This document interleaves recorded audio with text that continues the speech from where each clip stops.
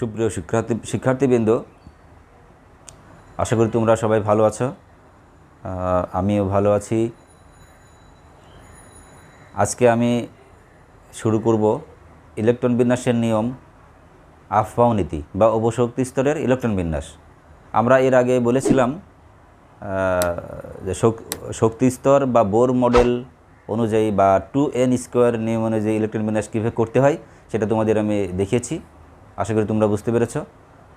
আর আজকে আমি তোমাদের শেখাবো উপশক্তি স্তর বা আফবাউ নীতি অনুযায়ী ইলেকট্রন বিন্যাসের নিয়ম।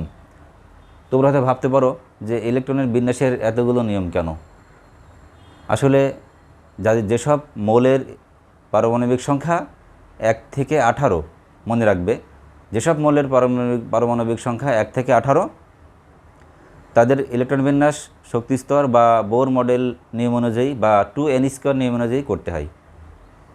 কিন্তু 18 পরে যেসব মৌলের পারমাণবিক সংখ্যা 18 পরে, মানে 19, 20, 21, মানে 19 থেকে শুরু যেসব মৌলের পারমাণবিক সংখ্যা, সেসব মৌলের ইলেকট্রন বিন্যাস কিন্তু এই 2n স্কোয়ার নিয়ম অনুযায়ী হয় না।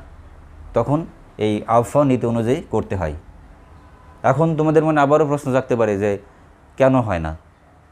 এখানে তোমাদের মনে রাখতে হবে যেসব মৌলের পারমাণবিক সংখ্যা 19, 20, 21, 22 এভাবে 18 থেকে মানে 19 থেকে শুরু, সেসব মৌলের ক্ষেত্রে দেখা গেছে যে এদের ক্ষেত্রে ইলেকট্রন প্রথমে নিম্ন শক্তি স্তরে প্রবেশ করবে এবং নিম্ন শক্তি স্তর ইলেকট্রন দ্বারা পূর্ণ হওয়ার পরে বাকি ইলেকট্রনগুলো উচ্চ শক্তি স্তরে প্রবেশ করবে।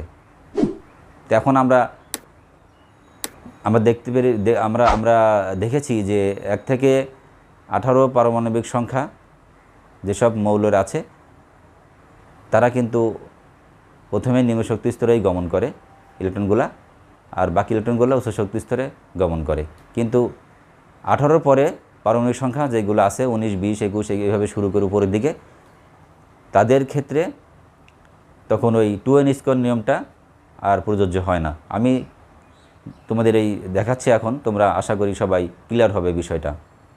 তো কোন শক্তি স্তর নিম্ন শক্তি স্তর এবং কোন শক্তি স্তর উচ্চ শক্তি স্তর সেটা আমাদের তো জানতে হবে। না জানলে তো আমরা ইলেকট্রন বিন্যাস করতে পারবো না। এই বিষয়ে পরিষ্কার ধারণা আমাদের পেতে হলে কিছু বিষয় জানতে হবে। সেই বিষয়গুলো আমি এখন তোমাদের আলোচনা করছি, তোমরা মনোযোগ দিয়ে শোনো। আশা করি তোমাদের বিষয়টি পরিষ্কার হয়ে যাবে। নিয়ম 1, প্রধান শক্তি স্তরে কতগুলো উপশক্তি স্তর রয়েছে, যেমন S, P, D, F। আমরা জানি প্রধান শক্তি স্তর n, আমরা জানি। তো এই শক্তি স্তরে আবার কতগুলো উপস্তর রয়েছে বা উপশক্তি রয়েছে, তোমাদের মনে রাখতে হবে সেগুলো S, P, D, F। এখানে S এর ধারণ ক্ষমতা, S অরবিটালের বা উপস্তরের ইলেকট্রন ধারণ ক্ষমতা 2, যাকে আমরা S2 হিসাবে লিখতে পারি। এভাবে লিখব ইলেকট্রন বিন্যাস করার সময়। P অরবিটালের বা উপস্তরের ইলেকট্রন ধারণ ক্ষমতা 6, বা আমরা কি P6 হিসাবে ইলেকট্রন বিন্যাসের সময় লিখব। D উপস্তরের ইলেকট্রন ধারণ ক্ষমতা 10, বা আমরা সেটাকে D10 হিসাবে লিখব। F উপস্তর বা অরবিটালের ইলেকট্রন ধারণ ক্ষমতা হবে 14, বা সেটা ইলেকট্রন বিন্যাসের সময় আমরা লিখব F14। এই জিনিসগুলো আমাদের মনে রাখতে হবে। তোমরা দেখো, আমরা এর আগে দেখেছিলাম যে প্রথম শক্তি স্তর, দ্বিতীয় শক্তি স্তর, তৃতীয় শক্তি স্তরে ইলেকট্রন আমরা কীভাবে প্রবেশ করে আমরা দেখেছিলাম। এই ক্ষেত্রে আফবাউ নীতির ক্ষেত্রে তোমরা মনে রাখবে যে প্রথম শক্তি স্তরে উপস্তরে একটি থাকবে, 1s, শুধু 1s, মানে প্রথম শক্তি স্তর কে শেল আমরা বলি যেটাকে, সেখানে উপস্তর থাকবে একটি, 1s। 1 মানেই এখানে প্রথম শক্তি স্তর, 1 মানে 1, তারপর বুঝবো যে এটা প্রথম শক্তি স্তর 1s। এই প্রথম শক্তি স্তরে উপস্তর থাকবে একটি, 1s। আর দ্বিতীয় শক্তি স্তরে যেটাকে আমরা এল শেল বলি, সেখানে উপস্তর 2টি থাকবে, 2s, 2p। তোমরা এখানে লক্ষ্য করো, আমি 2 লিখেছি, 2 মানে আমরা ভাববো, বুঝে নিব যে আমরা এটা দ্বিতীয় শক্তি স্তরের কথা বলছি। তাহলে দ্বিতীয় শক্তি স্তরে উপস্তর থাকবে 2টি, 2s, 2p। সেইভাবে তৃতীয় শক্তি স্তর বা এম শেলে উপস্তর থাকবে 3টি, 3s, 3p, 3d। এই 3 দেখো সব জায়গায় আমরা লিখেছি 3, যেখানে 3 লিখবো সব জায়গায় 3 লিখবো, 3s, 3p, 3d। অর্থাৎ এটা তৃতীয় শক্তি স্তর। এই তৃতীয় শক্তি স্তরে 3টা উপস্তর বা 3টা উপশক্তি স্তর থাকবে, 3s 3p 3d। একইভাবে চতুর্থ শক্তি স্তর বা এন শেল যেটাকে আমরা বলি, সেখানে 4টি উপস্তর থাকবে, 4s 4p 4d 4f। এখানে সবই লেখা আছে 4 4 4, তার মানে এটা বুঝবো আমরা চতুর্থ শক্তি স্তর। একইভাবে পঞ্চম শক্তি স্তরে বা ওশেলে 4টি উপস্তর থাকবে, 4টি, 5s 5p 5d 5f sp df তোমাদের বলেছিলাম সেই উপস্তর সংখ্যা। এই পঞ্চম শক্তি স্তরে 4টি উপস্তর থাকবে, 5s 5p 5d 5f। এখানে 5 5 5 5 লেখা আছে। এই 5 তোমরা ভেবে নিবা যে 5 5 এটা কি, এটা হচ্ছে পঞ্চম শক্তি স্তর। এই পঞ্চম শক্তি স্তরে 5টি উপস্তর থাকবে, 4টি উপস্তর থাকবে। এই নিয়মগুলা অবশ্যই তোমরা যদি মনে রাখতে পারো তোমাদের জন্য ইলেকট্রন বিন্যাস খুবই সহজ হয়ে যাবে। এই যে প্রধান শক্তি স্তরে যে কতগুলো উপশক্তি স্তর থাকে সেটা আমি তোমাদের বুঝালাম, কিন্তু এটা যদি আমি এটি চিত্রের মাধ্যমে বুঝাই তোমরা বিষয়টা আরও পরিষ্কার হয়ে যাবে। তোমরা চিত্রের দিকে লক্ষ্য করো যে আমরা যখন 2n স্কোয়ার অনুযায়ী ইলেকট্রন বিন্যাস করেছিলাম তখন কিন্তু এরকম আমরা একটা অরবিটাল লাগাইছিলাম। এটা প্রথম শক্তি স্তর, এটা দ্বিতীয় শক্তি স্তর, এটা কে, এটা এল, এটা এম, এটা এন শেল, কে এল এম এন। এখানে আমরা 4টি শক্তি স্তর অঙ্কন করেছি। তো দেখো এই প্রথম শক্তি স্তরে উপস্তর 1টি, যেটা আমি 1s বলেছিলাম। তদ্রূপ দ্বিতীয় শক্তি স্তর যেটা এল শেল, সেখানে আমি বলেছিলাম 2টা উপশক্তি স্তর থাকবে বা 2টা উপস্তর থাকবে, এটা 2s 2p। একইভাবে তৃতীয় শক্তি স্তরে যেটা এম শেল, সেখানে 3টি উপস্তর থাকবে তৃতীয় শক্তি স্তরে, সেটা 3s 3p 3d। আর চতুর্থ শক্তি স্তর যেটা এন শেল, চতুর্থ শক্তি স্তর এন শেল, সেখানে 4টি উপস্তর থাকবে, 4s 4p 4d 4f। লক্ষ্য করে এখানে 1 মানে প্রথম শক্তি স্তর, এখানে 2 2 আছে, তা বুঝে নেবা যে দ্বিতীয় শক্তি স্তর। 3 3 3 থাকলে আমাদের বুঝে নিতে হবে তৃতীয় শক্তি স্তর। 4 4 4 4, তাহলে আমরা বুঝবো এটা চতুর্থ শক্তি স্তরের উপস্তর এগুলা। একইভাবে আমরা পঞ্চম শক্তি স্তর এখানে অঙ্কন করলে সেখানে লিখতাম 4s 4p 4d 4f, sorry 5p 5s 5p 5d 5f। এখানে যদি আমরা 8টা শক্তি স্তর এভাবে অঙ্কন করতাম তাহলে আমরা সেখানে কেল এম এন ও শেল হতো, সেখানে 5s 5p 5d 5f উপস্তর এভাবে আমরা লিখতাম। তো তোমরা এখানে লক্ষ্য করো যখন আমরা কোনো মৌলের ইলেকট্রন বিন্যাস করব, সেই ইলেকট্রন বিন্যাস আমরা এইভাবে প্রথম শক্তি স্তরে 1s-এ দিব, তারপরে 2s 2p-তে দিব, এইভাবে আমাদের ধীরে ধীরে আগাতে হবে সামনের দিকে। এবং আমি বলেছিলাম যে এসের ধারণ ক্ষমতা 2, পির ধারণ ক্ষমতা 6, এইভাবে আমরা ডির ধারণ ক্ষমতা 10, এইভাবে আমরা ইলেকট্রন উপরে দিয়ে দেবো। যাই হোক, আমরা কিছুক্ষণ পরেই সেই বিষয়টা আমরা ইলেকট্রন বিন্যাস যখন করব কোনো মৌলের, তখন তোমরা এই বিষয়টা ক্লিয়ার হয়ে যাবে। তোমরা এই দিকে লক্ষ্য করো যে আমি বলছিলাম যে প্রথম শক্তি স্তরে কতগুলো উপস্তর থাকে সেটা আমি বোর মডেল অনুযায়ী আগেই দেখাইছিলাম। সেটা আমরা এইভাবেও কিন্তু মনে রাখতে পারি কোনো ধারাবাহিকভাবে যে 1s প্রথম শক্তি স্তরে 1s থাকবে, দ্বিতীয় শক্তি স্তরে 2s 2p থাকবে, তৃতীয় শক্তি স্তরে 3s 3p 3d থাকবে, চতুর্থ শক্তি স্তরে 4s 4p 4d 4f থাকবে, পঞ্চম শক্তি স্তরে 5s 5p 5d 5f পঞ্চম শক্তি স্তরে উপস্তর থাকবে। তো যাই হোক, এখন মূল বিষয় আসা যাক। আমি বলেছিলাম যে এই আফা নীতি অনুযায়ী মৌলের ইলেকট্রন প্রথমে নিম্ন শক্তি স্তরে গমন করবে এবং নিম্ন শক্তি স্তর পূর্ণ করার পরে বাকি যে ইলেকট্রনগুলো থাকবে সেই ইলেকট্রনগুলো উচ্চ শক্তি স্তরে গমন করবে। এখন তোমাদের মনে প্রশ্ন জাগতে পারে এবং সবার মনেই জাগে যে তাহলে কোন উপশক্তি স্তর বা উপস্তর নিম্ন শক্তি স্তর হবে এবং কোন উপস্তর উচ্চ শক্তি স্তর হবে আমরা কীভাবে বুঝবো? অর্থাৎ উপস্তরগুলা কী করে বুঝবো যে কোন উপস্তর নিম্ন শক্তি সম্পন্ন আর কোন উপস্তরটা উচ্চ শক্তি সম্পন্ন? সেটা আমাদের জানার জন্য একটা টেকনিক আছে। এই টেকনিকটা জানলেই আমাদের খুব সহজ হয়ে যাবে। সেটাকে আমরা বলি যে n + l সূত্র বা নিয়ম n+l, এই সূত্রটা আমাদের মনে রাখতে হবে। অর্থাৎ যে উপস্তরের বা অরবিটালের n+l এর মান কম হবে সেই উপস্তর নিম্ন শক্তি সম্পন্ন হবে, আর যে উপস্তরের n+l এর মান বেশি হবে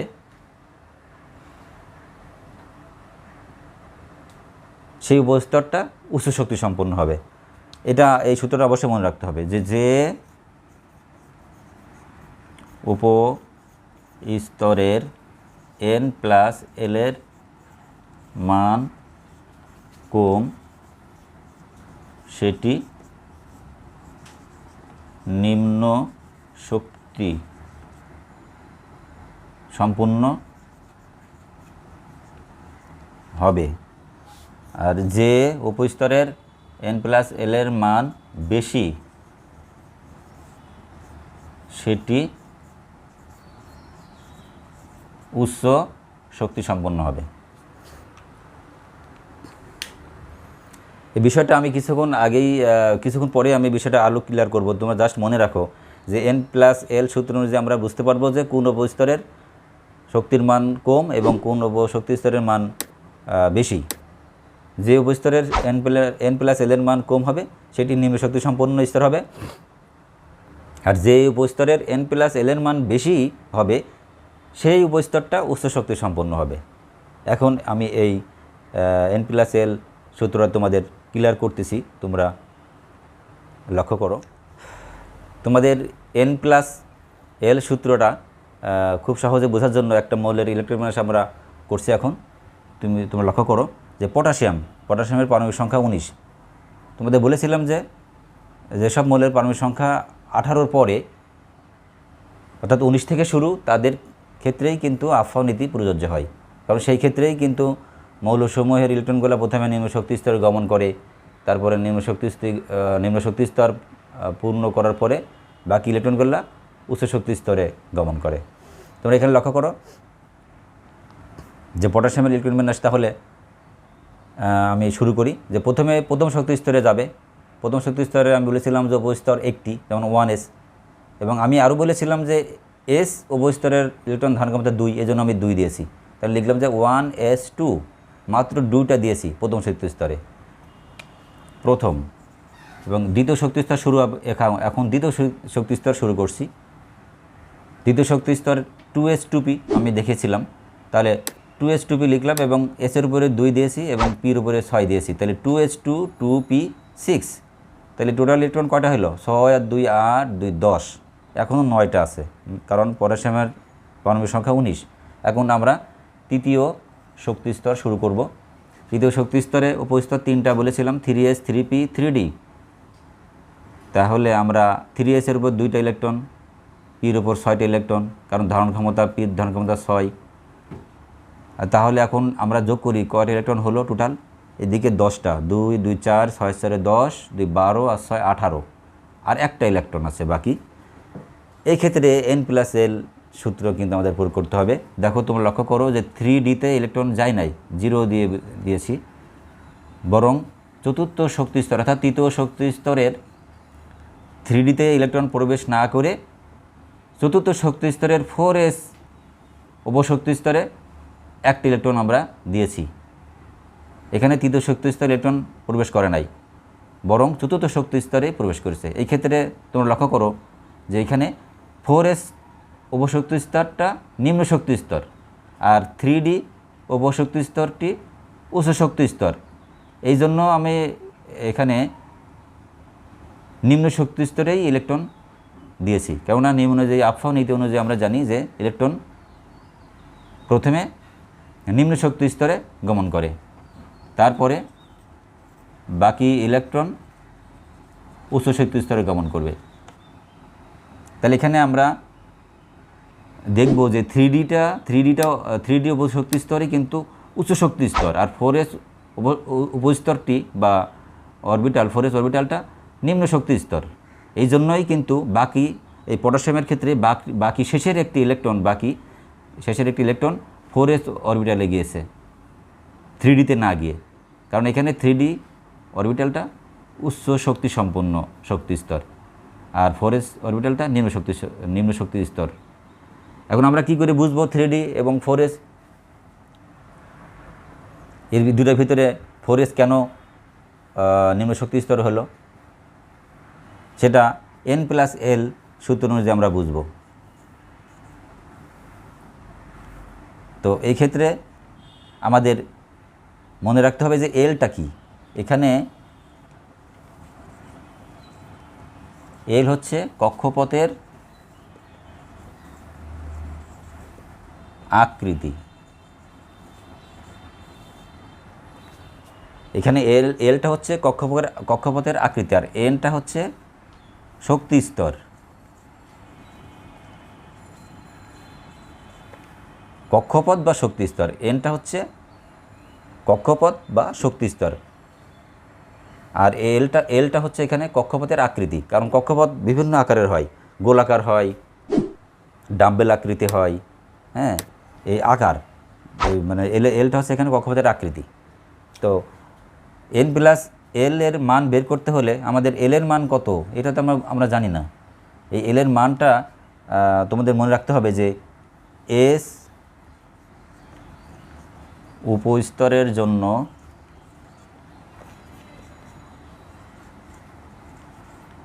এল এর মান 0, পি উপস্তরের জন্য এল এর মান 1, ডি উপস্তরের জন্য এল এর মান 2, আর এফ উপস্তরের জন্য এল এর মান 3। এটা অবশ্যই ভেরি ভেরি ইম্পর্ট্যান্ট, এই জিনিসগুলো, এই মানগুলো মনে রাখতে হবে। যখন কোনো উপস্তর আমরা হিসাব করব এস উপস্তর, তখন এস উপস্তরের জন্য মনে রাখতে হবে যে এল এর মান 0, আর পি উপস্তরের জন্য এল এর মান 1, ডি উপস্তরের জন্য এল এর মান 2, আর এফ উপস্তরের জন্য এল এর মান 3, আর এন এর মান তো আমরা জানবই, কারণ এখানে এন এর মান যেমন 1, দ্বিতীয় শক্তি স্তরের জন্য এন এর মান 2, তৃতীয় শক্তি স্তরের জন্য এন এর মান 3, সব যে 3, চতুর্থ শক্তি স্তরের জন্য এন এর মান 4। এন এর মান আমরা সহজে বুঝতে পারবো। এল এর মানটা আমাদের এই ছক অনুযায়ী একটু তোমরা মনে রাখবে, তাহলে খুব সহজে আমরা বুঝতে পারবো। তো দেখো এখানে কেন 3D উচ্চ শক্তি স্তর হলো আর 4sটা নিম্ন শক্তি স্তর হলো। তো 3D এর ক্ষেত্রে আমরা দেখি যে 3D আর 4s তুলনা করি। 3D এর জন্য n+l এর মান কত হবে? তো এই 3Dর জন্য n এর মান 3, কারণ আমি বলছিলাম যে n হচ্ছে শক্তি স্তর বা প্রধান কক্ষপথ। তো এখানে যেহেতু 3 লেখা আছে ডি এর আগে, নিশ্চয়ই 3টাই হবে n এর মান। n এর মান 3, আর ডি এর মান কত? ডি এর ক্ষেত্রে এল এর মান কত? এখানে ডি অরবিটাল বা ডি উপস্তর আছে, দেখো এখান থেকে লক্ষ্য করো, ডি এর জন্য এল এর মান 2, যেহেতু 3D, তাহলে এন এর মান এখানে 3, আর এল এর মান কত হবে? ডি এর জন্য এল এর মান 2, তাহলে এল এর মান 2 হবে। তাহলে অতএব n+l, এন এর মান 3 আর প্লাস এল এর মান 3, এই ডি এর জন্য এল এর মান হবে 2, 3 আর 2 5 হলো। তাহলে আমি 3D অরবিটালের জন্য n+l এর মান দেখলাম যে 5। এবার 4s দেখি। 4s এর জন্য n+l কত হবে? এখানে দেখো 4s এর জন্য 4s এর অরবিটালের ক্ষেত্রে n এর মান 4। আমরা দেখছি যে s এর আগে 4 আছে, এই 4টাই কিন্তু n এর মান, শক্তি স্তর বা কক্ষপথ, n এর মান 4। আর l এর মান কত হবে? s অরবিটাল, এখানে s অরবিটাল বা s উপস্তর রয়েছে, দেখো এই তোমরা আমার সূত্রটা আমি লিখে দিয়েছি। s এর জন্য, s অরবিটালের জন্য l এর মান 0 হবে, তাহলে s এর জন্য l এর মান 0, এখানে s অরবিটাল, তাহলে অতএব n+l কত হবে? n এর মান এখানে 4s অরবিটালের জন্য n এর মান 4, n এর মান 4 প্লাস l এর মান হবে 0, যেহেতু এখানে s অরবিটাল আছে, তাহলে 4 যোগ 0 সমান 4। তাহলে দেখো 3d অরবিটালের জন্য 3d অরবিটালের জন্য n প্লাস l এর মান 5, আর 4s অরবিটালের জন্য n প্লাস l এর মান 4। তাহলে 4টাই কম, মান কম, আর 5 মানটা বেশি। 3dর ক্ষেত্রে n প্লাস l এর মান বেশি, আর 4s অরবিটালের জন্য n প্লাস l এর মান কম। যেহেতু 4s অরবিটালের n প্লাস l এর মান কম, এই জন্যই 4s অরবিটালটা নিম্ন শক্তি স্তর হবে, আর 3d অরবিটালটা উচ্চ শক্তি স্তর হবে। এই জন্যই পটাশিয়ামের ক্ষেত্রে শেষ ইলেকট্রনটা 3dতে না গিয়ে 4s অরবিটালে গিয়েছে, কারণ 4s অরবিটালটা আমরা দেখেছি n প্লাস l সূত্র অনুযায়ী এর মান কম, n প্লাস l এর মান কম, আর 3d অরবিটালের ক্ষেত্রে n প্লাস l এর মান বেশি। এই জন্যই এটা উচ্চ শক্তি স্তর। এই জন্য পটাশিয়ামের শেষের ইলেকট্রনটা 3d অরবিটালে যায় নাই, না গিয়ে 4s অরবিটালে প্রবেশ করেছে। আমি আবারও বলছি, তোমরা মনে রাখবে যে আফা নীতি বা অপশক্তি স্তরের ইলেকট্রন বিন্যাসের নিয়ম হচ্ছে যে ইলেকট্রন প্রথমেই নিম্নশক্তি স্তরে গমন করে এবং নিম্নশক্তি স্তর পূর্ণ করার পরে বাকি বা শেষের ইলেকট্রনগুলো উচ্চ শক্তি স্তরে গমন করবে, প্রথমে নিম্নশক্তি স্তরে গমন করবে। আমি পটাশিয়ামের ক্ষেত্রে দেখিয়েছিলাম। এবার আরেকটি তোমরা ইলেকট্রন বিন্যাস দেখো, লক্ষ্য করো, স্ক্যান্ডিনিয়াম। স্ক্যান্ডিনিয়ামের পারমাণবিক সংখ্যা 21। তো ইলেকট্রন বিন্যাস আমরা করি আফা নীতি অনুযায়ী 1s2 2s2 2p6 3s2 3p6। এই পর্যন্ত কয়টা ইলেকট্রন হলো? 6 আর 2 8, 14, 16, 18, আর 3টি ইলেকট্রন আছে, কেননা স্ক্যান্ডিনিয়ামের পারমাণবিক সংখ্যা 21। তো আমরা n প্লাস l সূত্র অনুযায়ী দেখেছিলাম যে 3d অরবিটালের জন্য n প্লাস l এর মান 5, আর 4s অরবিটালের জন্য n প্লাস l এর মান 4। তাহলে 5-এর চেয়ে 4-এর মান কম, এই জন্য এই 4s অরবিটালটি নিম্ন শক্তি স্তর হবে। তাহলে স্ক্যান্ডিনিয়ামের 3টি ইলেকট্রনের ভিতরে 2টা ইলেকট্রন প্রথমে নিম্ন শক্তি স্তরে যাবে, কেননা এসের ধারণ ক্ষমতাই 2। আমি তো 3 দিতে পারবো না। এসের ধারণ ক্ষমতা আমি বলেছিলাম যে s অরবিটালের ধারণ ক্ষমতা 2, এজন্য আমি 4s-এর উপর 2টি ইলেকট্রন দিয়েছি। তাহলে আর একটি ইলেকট্রন বাদ থাকে, কেননা 18 আর 2 20, আর 1 হলে 21 হয়। এখন যেহেতু নিম্ন শক্তি স্তর পূর্ণ হয়ে গেছে 4s অরবিটালটা, আর দেওয়ার আমাদের সাধ্য নাই, এখানে আমাদের আর কোনো নিয়ম নেই, এজন্য বাকি শেষের একটি ইলেকট্রন উচ্চ শক্তি স্তরে প্রবেশ করলো।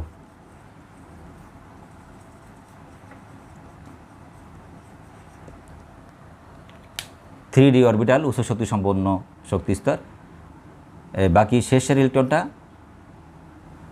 এই 3d অরবিটালে প্রবেশ করছে। আমি আবার বলছি, স্ক্যান্ডিনিয়ামের ইলেকট্রন বিন্যাসে দেখা গেছে যে 3p পর্যন্ত ইলেকট্রনটা 18টা, আর বাকি 3টি ইলেকট্রন ভিতরে 2টা ইলেকট্রন নিম্ন শক্তি স্তর 4s-এ প্রবেশ করবে, কেননা এসের ধারণ ক্ষমতা 2। আমি এখানে 3 লিখলে ভুল হয়ে যাবে, এই জন্য আমি তার 4s-এ সম্পূর্ণ ইলেকট্রন দিয়ে দিয়েছি, তার ধারণ ক্ষমতা অনুযায়ী 2টা ইলেকট্রন দিয়েছি। তাহলে আরেকটি ইলেকট্রন কই যাবে? নিম্ন শক্তি স্তর তো পূর্ণ হয়েই গেছে, 2টা দিয়ে পূর্ণ করে দিয়েছি। তাহলে বাকি একটি ইলেকট্রন এখন নিয়ম অনুযায়ী উচ্চ শক্তি স্তরে গমন করবে। আমরা জানি যে এখানে 3d অরবিটালটা উচ্চ শক্তি সম্পন্ন, এজন্য বাকি শেষের ইলেকট্রনটা আমরা উচ্চ শক্তি স্তরে বা 3d-তে দিয়েছি। তাহলে স্ক্যান্ডিনিয়াম ইলেকট্রন বিন্যাস হবে 3d1 4s2, অর্থাৎ নিম্ন শক্তি স্তর আগে প্রথমে পূর্ণ করব, পূর্ণ করার পরে বাকি ইলেকট্রন উচ্চ শক্তি স্তরে আসবে। তো তোমরা স্ক্যান্ডিনিয়াম, তারপরে যদি 22 হয় মৌল, যেমন বেরিয়াম হচ্ছে না, ভ্যানাডিয়ামের পারমাণবিক সংখ্যা v, সংকেত ভ্যানাডিয়ামের সংকেত v, এই ভ্যানাডিয়ামের পারমাণবিক সংখ্যা 22। তাহলে এই ক্ষেত্রে কী হবে? 1s2 2s2 2p6 3s2 3p6, এই পর্যন্ত টোটাল পারমাণবিক সংখ্যা বা ইলেকট্রন 18 হয়েছে। তাহলে বাকি আর 4টা, তো 4টার ভিতরে 2টা দিতে হবে s অরবিটালে, 4s নিম্ন শক্তি স্তরে 2টা দিয়েছি। দেওয়ার পরে এটা তো 4s অরবিটাল পূর্ণ হয়ে গেল, কারণ এসের ধারণ ক্ষমতা বারবার বলতেছি 2, এর 2-এর বেশি দিতে পারবো না। তাহলে বাকি 2টা আমরা 3d-তে দিব, উচ্চ শক্তি স্তরে দিব। এইভাবে আমাদের আফা নীতি অনুযায়ী ইলেকট্রন বিন্যাস করতে হবে। যদি যে মৌলের ইলেকট্রন বিন্যাস পারমাণবিক সংখ্যা 23 মানে 23, সেই ক্ষেত্রে কী হবে? সেই ক্ষেত্রে 4s এ 2টা যাবে, এখানে আসবে 3টা। এইভাবে ধীরে ধীরে 3d অরবিটাল পূর্ণ হতে থাকবে উচ্চ শক্তি স্তর। যা হোক, আশা করি তোমরা আফানীতি বুঝতে পেরেছ। আরও কিছু নিয়ম আছে আফানীতির, বাকি অংশটা আমি আগামী ক্লাসে দেখাবো লেকচার 9-এ। আজকে আমি লেকচার 8 আমি সম্পূর্ণ করলাম। তোমরা অবশ্যই আমার লেকচারটা দেখবে, নাহলে আফানীতি পুরোপুরি বুঝতে পারবে না। আফানীতির 80% আজকে বুঝে দিয়েছি, বাকি 20% আগামী ক্লাসে লেকচার 9-এ আমি তোমাদের বোঝাবো। সেই পর্যন্ত তোমরা সবাই সুস্থ থাকো, আমিও যেন সুস্থ থাকি, দোয়া করবে।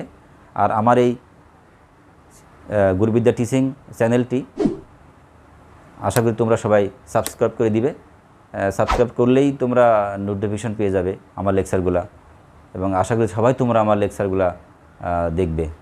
আজ এই পর্যন্তই। খুদা হাফেজ।